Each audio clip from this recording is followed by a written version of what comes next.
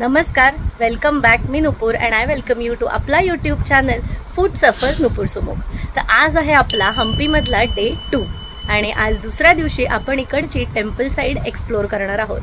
तर अजिबात वेळ न घालवता लगेचच सुरू करूया आपला हा मंदिरांची साईड एक्सप्लोर करण्यासाठी. आता आम्ही निघालेलो आहोत. तर मंदिरांच्या साईडला जाण्यासाठी आम्ही तरी आमची गाडीच घेऊन जात आहोत.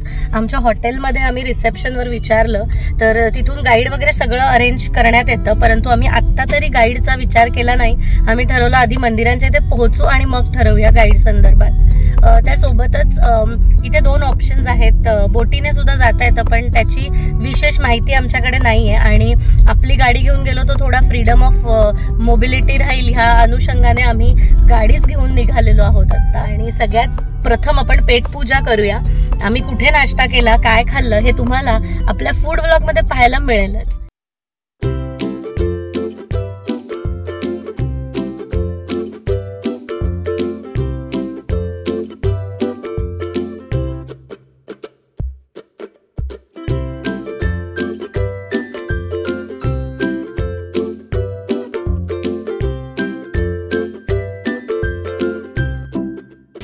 आता येऊन पोहोचलो आपण पार्किंग मध्ये विजय विठ्ठल मंदिराच्या.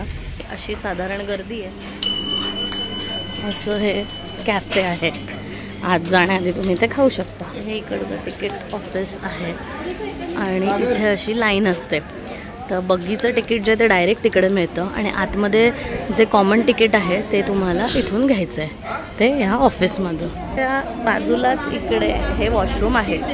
तर ही बग्गीसाठी एवढी मोठी लाईन आहे आणि आतमध्ये 1 किलोमीटर वॉक करत पण जाऊ शकतो आपण. तर आम्ही हॅव डिसाइडेड आम्ही आता वॉक करतच जातोय आतमध्ये and we are not going by the buggy. तर विजय विठ्ठल मंदिराचे इथे जे तिकीट तुम्ही काढता ते नीट जपून ठेवायचं आहे, कारण पुढे जनाना एन्क्लोजर आणि म्युझियमला हेच तिकीट दाखवावे लागते. आत विठ्ठल मंदिरात लग्न झाल्यानंतर ह्या उत्सव मंडपात दाम्पत्य यायचं आणि इथे विष्णू भगवान आणि लक्ष्मी मातेची मूर्ती ठेवून इथे काही थोडा वेळ कार्यक्रम केले जायचे, एंटरटेन करायचे लोक एकमेकांना आणि मग इथून पुढे जायचे. आणि हा जो रस्ता आहे 1 किलोमीटरचा, ह्या पॉईंटपासून आत मंदिरापर्यंत हम्पी बाजार भरायचा. आणि मी एक गोष्ट इथे खूप नोटीस केली, ती म्हणजे इकडचे फॉरेनर्स आपल्यापेक्षा जास्त इंडियन आहे. आता हिने बघा इकडे हिरव्या बांगड्या घातल्यात. आणि विजय विठ्ठल मंदिराच्या आत आपण अजून त्या प्रिमायसेसमध्ये पोचलो नाही आहोत आणि जो हा 1 किलोमीटरचा मार्ग आहे इथे चालत जाण्याचा, आता त्या मार्गातच डाव्या हाताला हे एक मंडप लागलेला आहे आणि इथे हे एक याली नावाचं मिथिकल क्रिएचर तुम्हाला पाहायला मिळतं. त्या संदर्भातली सगळी माहिती त्या क्लिपमध्ये आहे जी आत्ता मी दाखवली, तर तुम्ही पॉज करून वाचू शकता. हे आहे ते क्रिएचर. इथे सुद्धा कोरीव आहेत सगळे खांब आणि इथे आत एक गर्भगृह दिसलं म्हणून आम्ही तिथे गेलो पाहायला. तर तिथे आत एक शंकराची पिंड होती. तर आधी तो आकार असा थोडा वेगळा वाटला, शाळीग्राम किंवा असा गोल्स वेगळा असा वाटला थोडा आकार, पण नंतर नीट पाहिल्यावर लक्षात आलं की ती शंकराची पिंडच आहे. पण तिथे पूजा वगैरे आता होतीये असं वाटत नाही. शंकराची पिंडीसारखं काहीतरी आहे, पण नाही नाही पिंड नाही आहे. पिंडच वाटते. म्हणजे शंकर. आता इथे देऊळ समोर दिसतंय का? बरंच जवळ आलो आता आपण.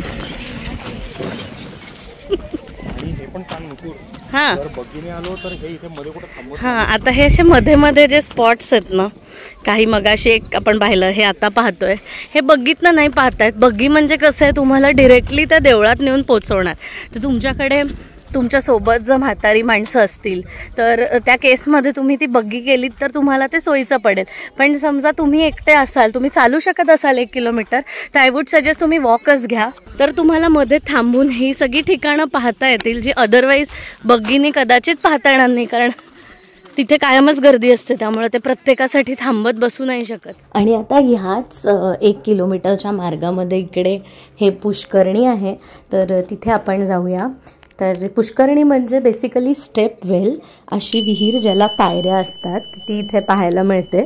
ती तुम्ही इथे आत्ता पाहू शकता. आणि इथे अशी माहिती मिळाली की पावसाळ्यात जेव्हा हे पूर्ण भरतं इथे पाणी, तेव्हा हे काहीच दिसत नाही, हे सबंध पाण्याने झाकलं जातं.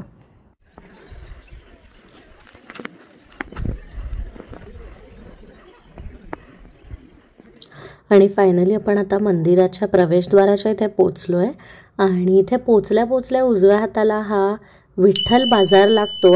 मंदिराच्या आवाराबाहेरच ही 1 किलोमीटर लांबीची बाजारपेठ आहे, जी पूर्णतः उद्ध्वस्त झालेली आहे. हा रस्ता आणि उत्तरेला असलेली अजून एक बाजारपेठ, ह्याशिवाय एक दक्षिणाभिमुख देवस्थान सुद्धा इथे पाहायला मिळते. आणि ही ASIने ऑनलाईन तिकीट बुकिंगची दिलेली सगळी इन्फॉर्मेशन आहे, तर तुम्ही हा कोड स्कॅन करून ऑनलाईन तिकीट काढू शकता. तर बाहेरचा परिसर पाहून झालाय, आता थेट जाऊया मंदिराच्या आतमध्ये. आता हे तिकीट आपण इथे दाखवलं आणि आत गेल्यानंतर एक्झिट आहे ती डावीकडून, एंट्री एक्झिट पॉईंट डिफरंट.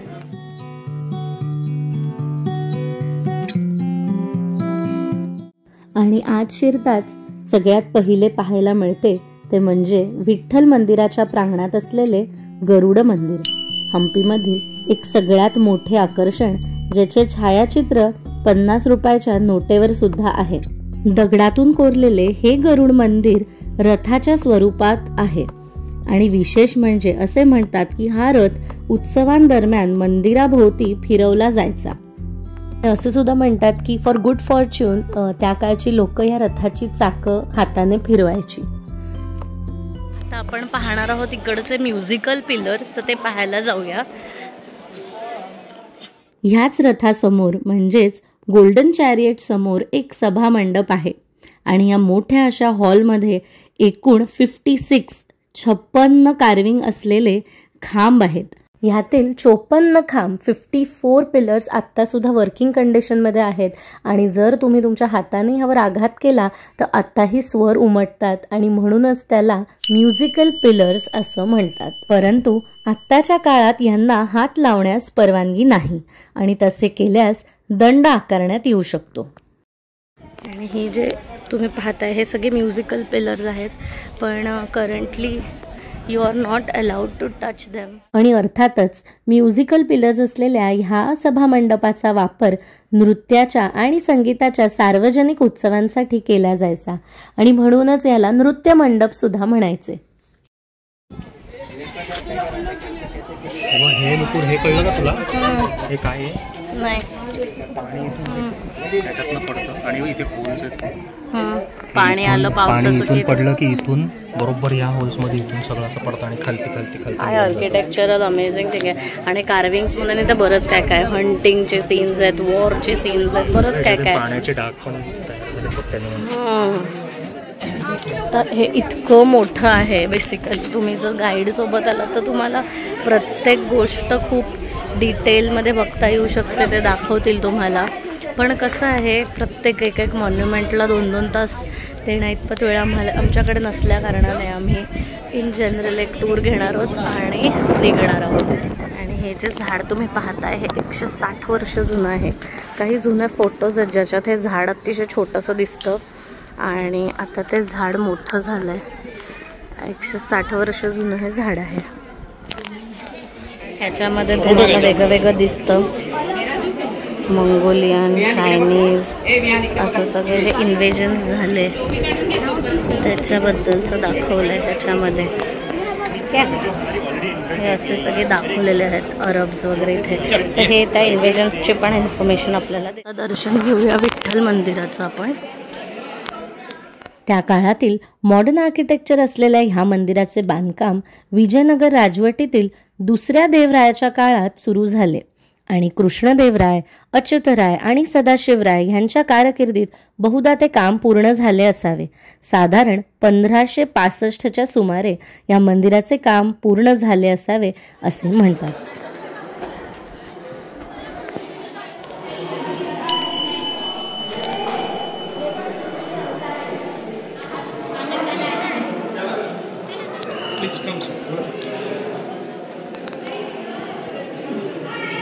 वरती नमस्कार का केला याचा रिझन मी नंतर सांगेन तुला.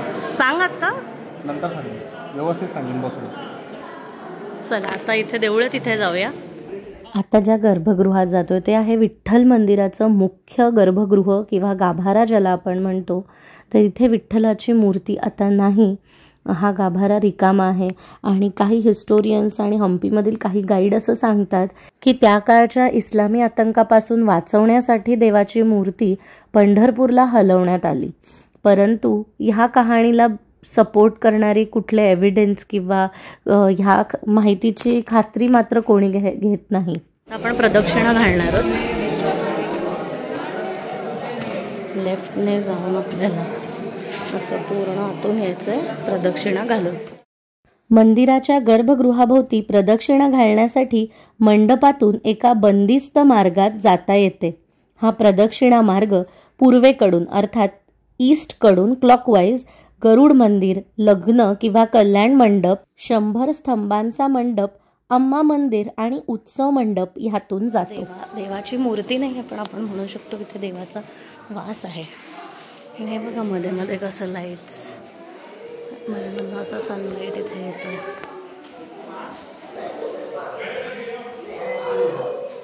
आणि एक गोष्ट खरंच आवर्जून इथे बोलावीशी वाटते.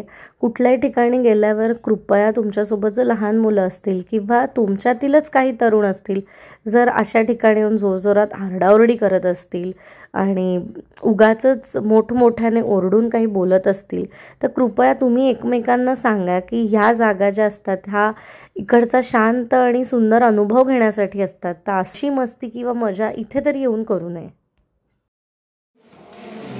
लेफ्टने जाऊन राईटने बाहेर.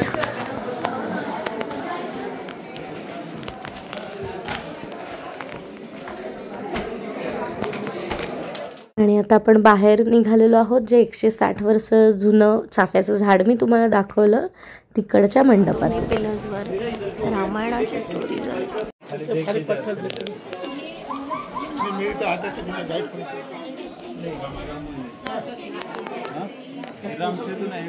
पुन्हा एकदा सगळ्या गोष्टी दाखवते. आहे आपलं विठ्ठल मंदिर, त्यानंतर आहे आपलं नृत्य मंडप, गोल्डन चॅरिएट, कल्याण मंडप आणि आपण प्रवेश केला ते प्रवेशद्वार. आणि आता या जागेचा निरोप घ्यायचा आहे आपल्याला. गोल्डन चॅरिएट आणि हे विठ्ठल मंदिर.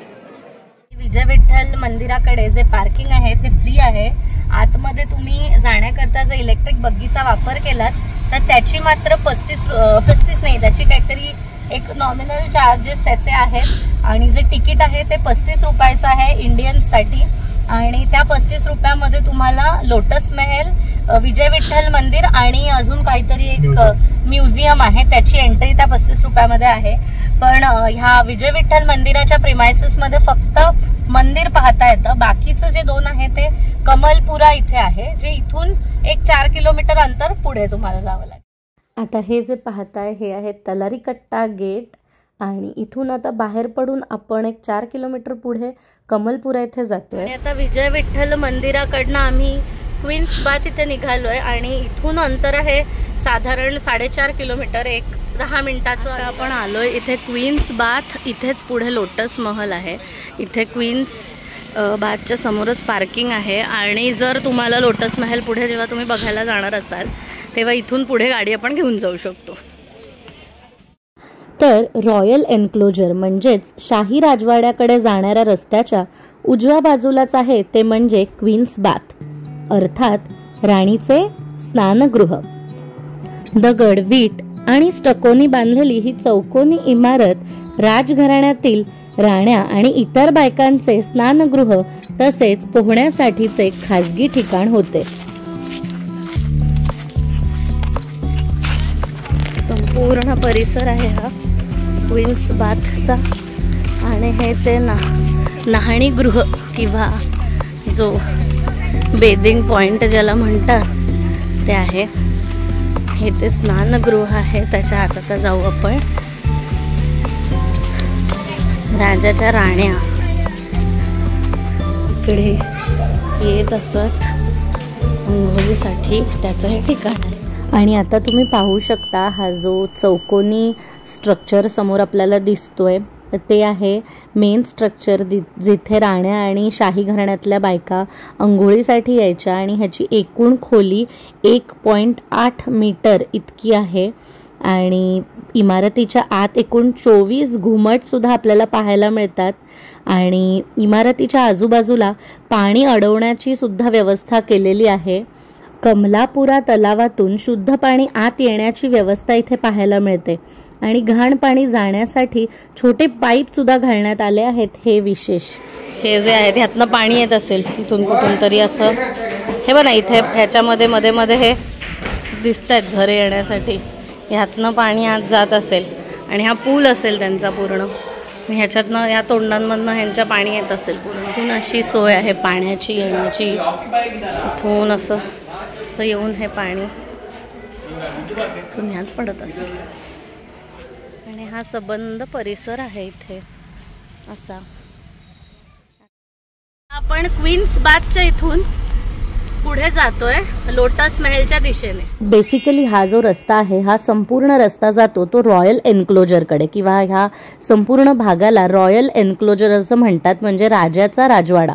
त्यामुळे जनाना एन्क्लोजर, क्वीन्स बाथ, म्युझियम आणि रामा हजारा मंदिर हे सगळं काही तुम्हाला ह्या एकाच ठिकाणी पाहायला मिळतं.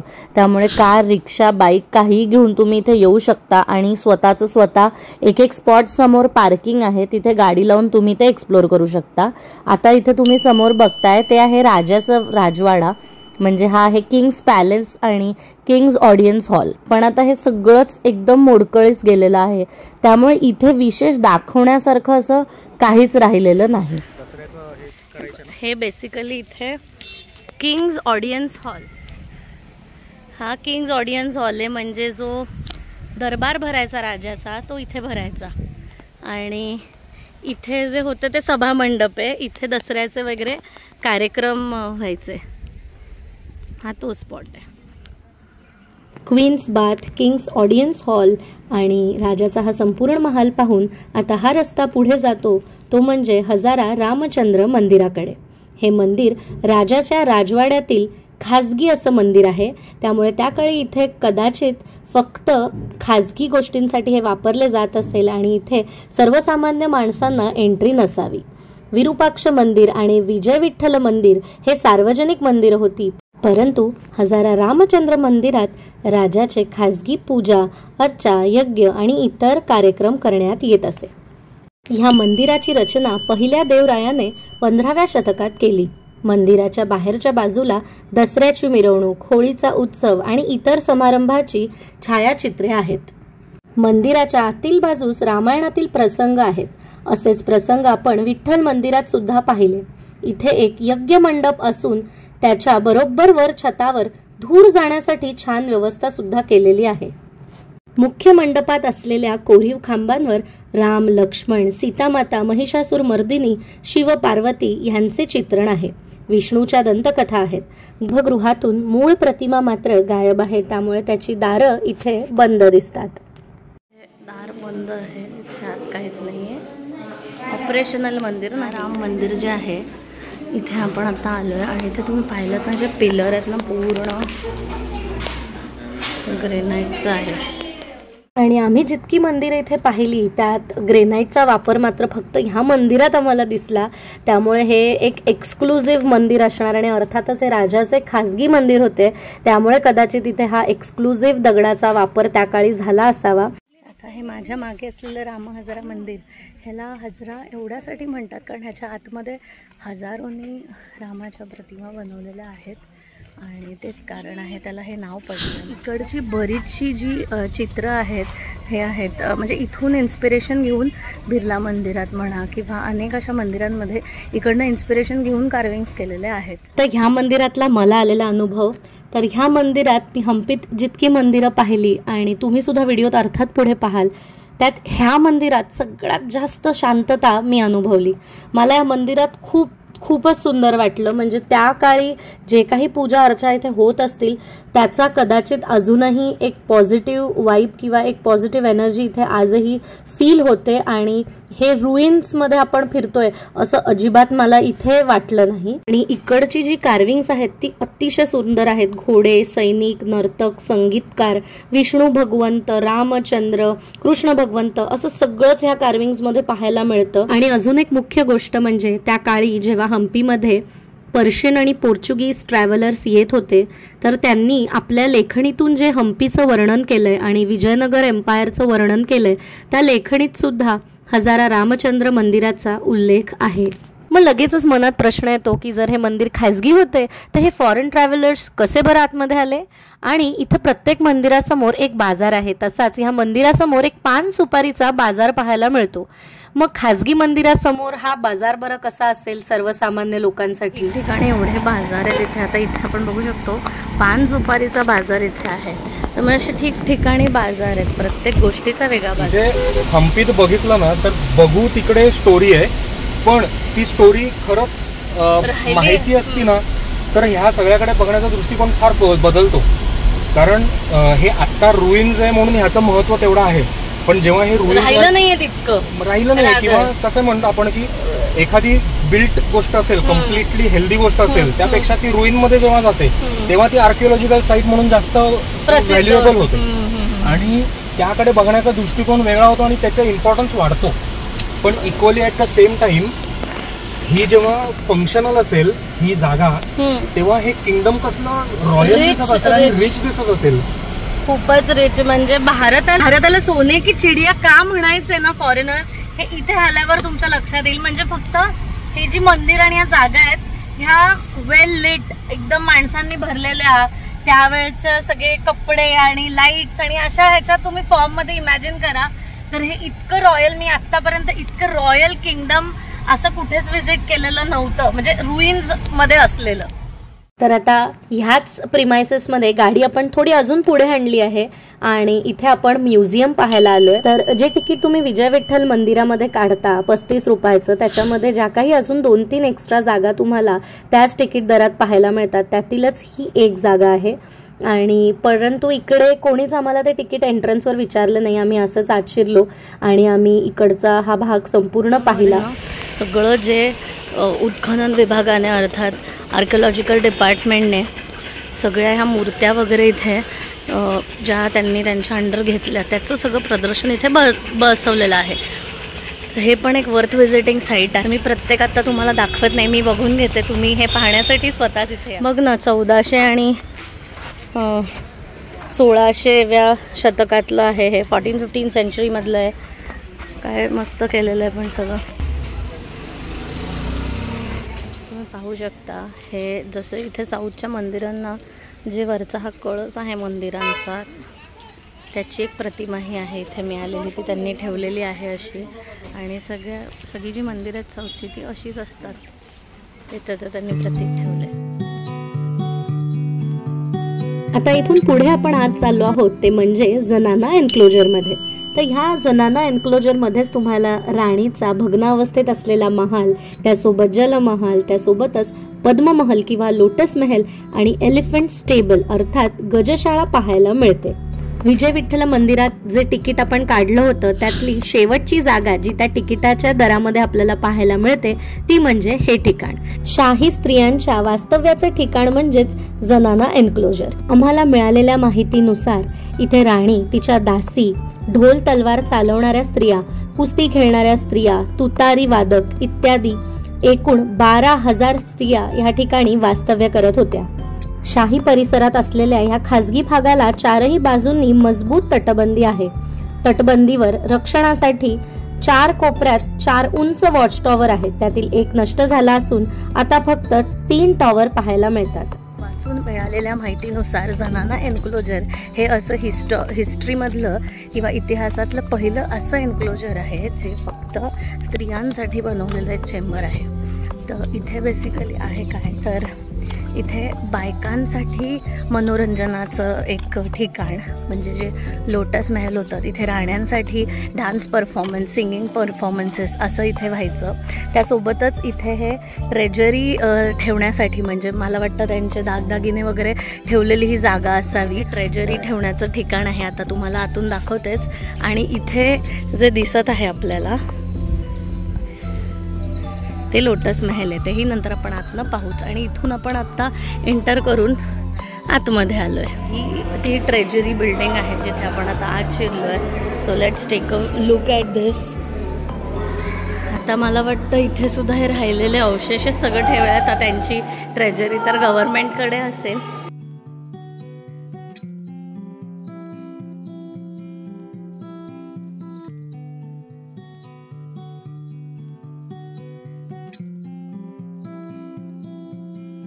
हे जे ट्रेजर बिल्डिंग आहे इकडे तुम्हाला व्हिडिओ घेणं अलाउड नाही आहे, पण फोटोज तुम्ही घेऊ शकता.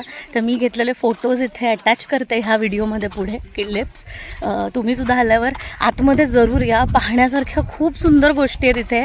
म्हणजे त्यावेळेची भांडी, त्याच्यानंतर तोफगोळे, कॅनन बॉल्स पाहायला मिळतील तुम्हाला आतमध्ये, ज्याची साईज म्हणजे सगळं बघण्यासारखं आहे आतमध्ये. तर ही बिल्डिंग बिलकुल मिस करू नका. लोटस महलच्या प्रिमाइसेसमध्ये आल्यावरच हे पाहायला मिळेल तुम्हाला. तर इथे काढलेल्या फोटोमधून मी तुम्हाला काही वस्तू दाखवते. आता ही काही भांडी आहेत जेवण बनवण्याची, पाणी साठवण्याची, निरनिराळे किचनमध्ये वापरली जाणारी त्यांची त्या काळची भांडी आहेत.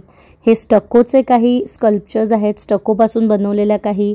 आणि मोस्ट इंटरेस्टिंग हे जे तुम्ही पाहता हे कॅनन बॉल्स आहेत, अर्थात तोफगोळे आहेत. तर ह्याची साईज तुम्ही बघू शकता काय आहे. निरनिराळ्या साईजचे कॅनन बॉल्स तुम्हाला पाहायला मिळत आहेत आत्ता. त्यानंतर इकडे आपण पाहू शकतो टेराकोटा आणि दगडापासून बनवलेल्या अंगठ्या आणि मातीची भांडी ठेवण्याचे स्टँड तुटलेल्या अवस्थेत आपण पाहतोय. त्यानंतर इथे दगडात कोरलेल्या काही मूर्त्या पाहायला मिळत आहेत. त्यानंतर हा एक नेकलेस म्हणजे एक ज्वेलरी आयटम पाहायला मिळतोय जो बीड्सपासून बनवलेला आहे. ही ज्वेलरी टेराकोटापासून बनवलेली आहे. त्यानंतर इथे शंकराच्या पिंडी पाहायला मिळत आहेत वेगवेगळ्या प्रकारच्या. अजून एक इंटरेस्टिंग प्रकार म्हणजे लेथ मशीन किंवा लेथ मशीनवर बनवलेला त्या काळचा हा पिलर आहे. आणि अर्थात विजयनगर राजवाडा, अख्खा विजयनगर एम्पायरच्या माहितीचा फलक इथे लावला आहे. आणि ही माहिती संपूर्ण ट्रेजरी बिल्डिंगची. आणि ही सगळी माहिती ब्रेल लिपीत सुद्धा इथे उपलब्ध आहे. इंडो इस्लामिक स्थापत्य शैलीतील एक देखणी वास्तू म्हणजे लोटस महल किंवा पद्ममहल. तालीकोटच्या लढाईत विजयनगरच्या विध्वंसात वाचलेल्या मोजक्या वास्तूंपैकी एक वास्तू म्हणजे कमल महल. कमळाप्रमाणे उमललेल्या एकामागे एक असलेल्या महिरपांमुळे ह्याला लोटस किंवा कमल किंवा पद्ममहल म्हणतात. हा भाग आहे ना जो तो कमळाच्या पाकळ्यांसारखा बाहेर आलाय म्हणून त्याला लोटस महल म्हणतात. ही दुमजली इमारत शाही महिलांच्या सेवेसाठी बांधली होती. तसेच कृष्णदेवराया आपल्या मंत्र्यांच्या भेटीगाठींसाठी सुद्धा ही जागा वापरत असे. ह्या भागात राजाशिवाय कुणालाही आत येण्यास मनाई होती. पहाऱ्यावर तृतीयपंथींची नेमणूक केली होती असे म्हणतात.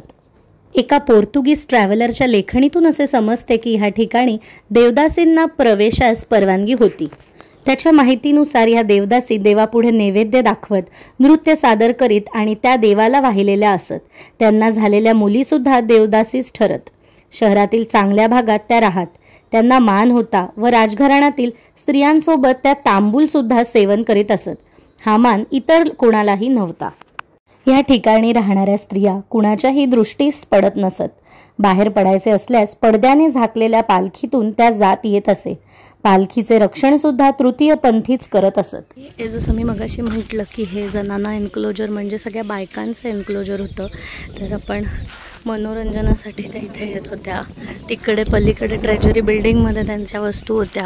आणि इथे हे आहे त्यांच्या मुख्य पॅलेसचा बेस. म्हणजे जे त्यांचं मुख्य पॅलेस होतं ते पूर्ण तोडण्यात आलं आणि हा फक्त त्याचा बेस एवढा उरलेला आहे. म्हणजे बेसमेंट उरलेलं आहे ते तुम्ही पाहू शकता. Basement of queen's palace. माझ्या मागे हे जे तुम्ही पाहताय हे आहे एलिफंट स्टेबल. म्हणजे राजाचे जे हत्ती होते पार्क करण्यात यायचे थोडक्यात. एलिफंट स्टेबल म्हणजे हत्ती तबेला, गजशाळा किंवा हत्ती पागा. हम्पीमधील अजून एक सुस्थितीत असलेली वास्तू म्हणजे हे एलिफंट स्टेबल. विजयनगरच्या शाही हत्तींना ठेवण्यासाठीची जागा. एकूण 11 प्रचंड असे कक्ष इकडे आहेत. हे सुद्धा एक इंडो इस्लामिक आर्किटेक्चरचे बांधकाम आहे. आतमध्ये हत्तींना बांधण्यासाठी मेटल हुक्स पाहायला मिळतात. आणि माहुतांना आत येण्यासाठी मागच्या बाजूने एक लहानसा दरवाजा सुद्धा ठेवण्यात आलेला आहे.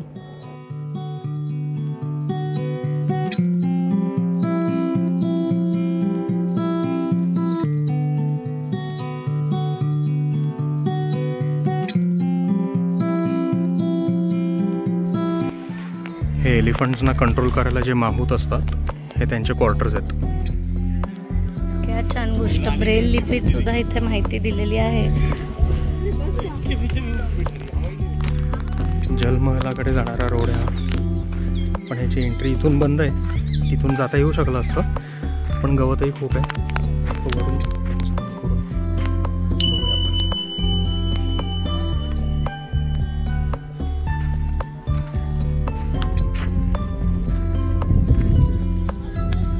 जलमहल म्हणजे हा मध्ये जो बेस आहे, इकडे राहायची जागा आहे आणि बाजूला त्याच्या पाणी असल्यामुळे आतमध्ये थंडावा जाणवतो. जनरली जलमहल त्यासाठीच बनवलेले असायचे, थंड वाट्यासाठी. अशी ठिकठिकाणी स्टॉल्स आहेत. लिंबू सोडा, नारळाचं पाणी, शहाळं. मी घेऊ. जनाना एन्क्लोजर, क्वीन्स बाथ, त्यानंतर रामा हजारा मंदिर, हे सगळं इथे पाहून झालेलं आहे एकाच प्रिमायसेस मध्ये. आता इथून आपण बाहेर पडलोय आणि आता आपण चाललोय ससिवी कालू गणपती इथे. तर व्हिडिओ मध्येच थांबवण्याचे कारण इतकेच की हा व्हिडिओ खूप खूप मोठा होत होता आणि व्हिडिओ एडिटिंग चालू असताना मी कम्युनिटीवर पोस्ट टाकली होती की 1-1.5 तासाचा मोठा व्हिडिओ पाहायला आवडेल की 2 भागांमध्ये पाहायला आवडेल. तर मला बऱ्याच जणांनी कॉमेंट केली होती की व्हिडिओ तुम्ही 2 भागांमध्ये अपलोड करा, परंतु सविस्तर माहिती द्या. त्यामुळे तुम्ही दिलेलं सजेशन मी ऐकत आहे आणि त्यानुसार तुमचे सजेशन्स ऐकत मी हा व्हिडिओ 2 भागांमध्ये करत आहे. तर आपण ह्या भागामध्ये विजय विठ्ठल मंदिर, क्वीन्स पॅलेस आणि रॉयल एन्क्लोजर मधील बरंच काही पाहिलं. तर जो पुढचा भाग असेल आपला येणारा, त्याच्यामध्ये आपल्याला बरीच ठिकाणं हम्पीतली एक्सप्लोर करायची आहेत. सगळ्यात महत्त्वाचं असं विरूपाक्ष मंदिर, त्यानंतर ससिवे कालू गणेश, कडले कालू गणेश, त्यासोबतच उग्र नरसिंह, बडावी लिंग, चिंतामणी मठ, पणपा सरोवर, ही सगळी ठिकाणं मी तुम्हाला पुढील व्हिडिओमध्ये दाखवणार आहे. आणि अंजनेयाद्री पर्वतावर केलेल्या सनराईज ट्रेकचा सुद्धा एक सेपरेट अजून व्हिडिओ मी घेऊन येत आहे. त्यामुळे चॅनलवर स्टे ट्यून आणि आपले व्हिडिओ पाहत राहा. हा व्हिडिओ तुम्हाला आवडला असेल, या व्हिडिओमध्ये तुम्हाला आमचे एफर्ट्स दिसून आले असतील, तर प्लीज प्लीज व्हिडिओला एक लाईक करा. चॅनलवर असे ट्रॅव्हल रिलेटेड अजून बरेच व्हिडिओज आहेत, ते नक्की पहा. चॅनल आवडला तर आवर्जून सबस्क्राईब करा आणि तुमचे अभिप्राय आम्हाला कॉमेंट बॉक्समधून नक्की कळवा. Thanks for watching this one. See you soon in our next.